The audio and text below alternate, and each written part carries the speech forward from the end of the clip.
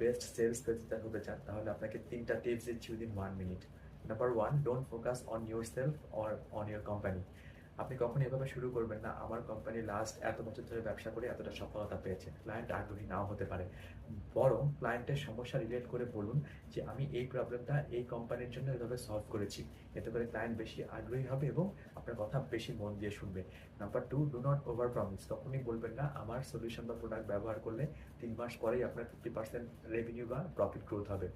বরং বলুন আমি এই প্রবলেমটা এই কাস্টমারকে সলভ করেছি এবং তারা এত পার্সেন্ট রেভিনিউ এবং গ্রোথ পেয়েছে। কাস্টমার অনেক বেশি মন দিয়ে আপনার কথা শুনবে এবং অনেক বেশি রিলায়েন্স তৈরি হবে। Number 3, talk less and listen more. কখনই বলবেন না আমার প্রোডাক্টের সমস্ত ডিটেলস আপনাকে বুঝিয়ে দিচ্ছি, বরং জিজ্ঞেস করুন যে কোন ফিচার নিয়ে সে জানতে আগ্রহী বা কথা বলতে আগ্রহী এবং সেটাতে ফোকাস করুন। এই 3টি টিপস ফলো করলে কাস্টমার আপনাকে অনেক বেশি পছন্দ করবে, ট্রাস্ট করবে এবং আপনিও